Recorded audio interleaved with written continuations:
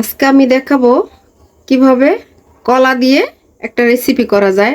তো এই কলাটা কিন্তু কাঁচকলা ছিল, এই কাঁচকলা কিন্তু পেকে গিয়েছে। এখন আমি চিন্তা করলাম যে কিভাবে একটা রেসিপি তৈরি করব। তো ঝটপট বিকালবেলা নাস্তাটা তৈরি করে ফেলবো। তো সেই কলাগুলোকে কিন্তু আমি এভাবে কেটে নিয়েছি।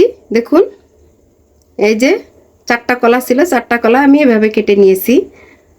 তো এখন আমি একটা ডিম নিয়েছি এবং লাগবে গুঁড়ো দুধ। তো আমি বাজার থেকে 2টা গুঁড়ো দুধ নিয়ে আসলাম এইমাত্র। আর লাগবে চিনি। এখন প্রথমে আমি ডিমটাকে ফাটিয়ে নেব।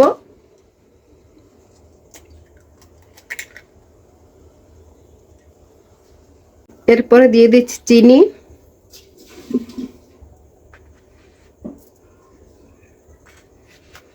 চিনিটা পরিমাণ মতো দেবেন, যে যতটুকু খান। অনেকে কম খায়, অনেকে বেশি খায়। তো এবার এটাকে আমি একদম চিনিটাকে গলিয়ে নেব। এরপরে দিয়ে দিচ্ছি গুঁড়ো দুধ।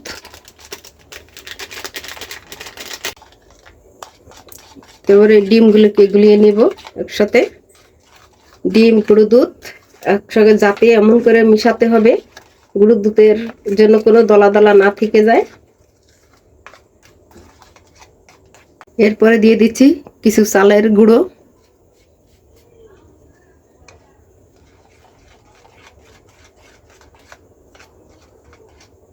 মিশ্রণটা এমনভাবে করতে হবে যাতে একেবারে একদম পাতলাও না হয়, আবার একদম ঘনও না হয়।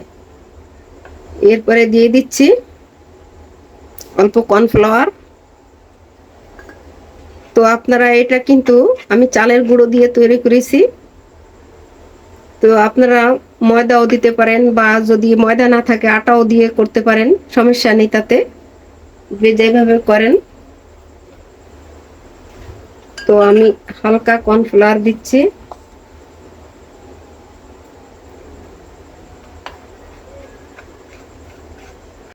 হয়ে গিয়েছে আমার গোলাটা।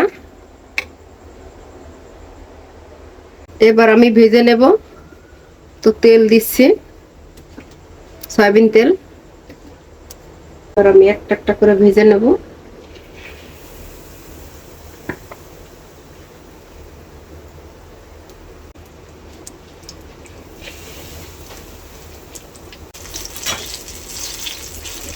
অল্প অল্প করে আমি ভেজে নিচ্ছি।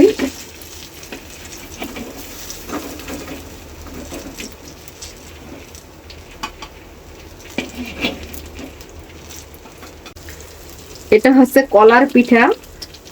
তো কলায় আছে প্রচুর পরিমাণে ভিটামিন, আয়রন, ক্যালসিয়াম।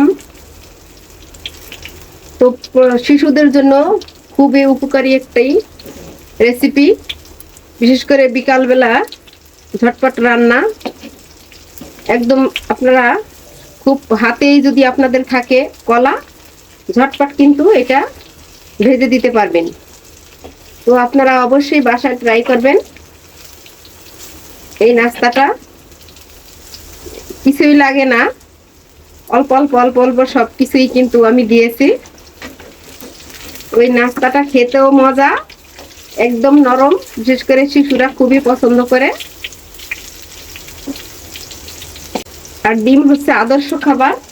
এর মধ্যে কিন্তু আমি ডিমও দিয়েছি, চিনি রয়েছে, চিনিতে প্রচুর পরিমাণে শক্তি আছে।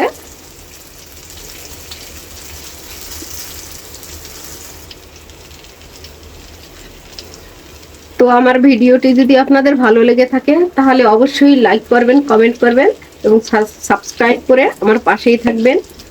তো দেখা হবে অন্য একদিন, অন্য একটা ভিডিও নিয়ে আপনাদের সামনে হাজির হব। তো আল্লাহ হাফেজ। এখন আমার পিঠাগুলো সবই ভাজা হয়ে গেছে।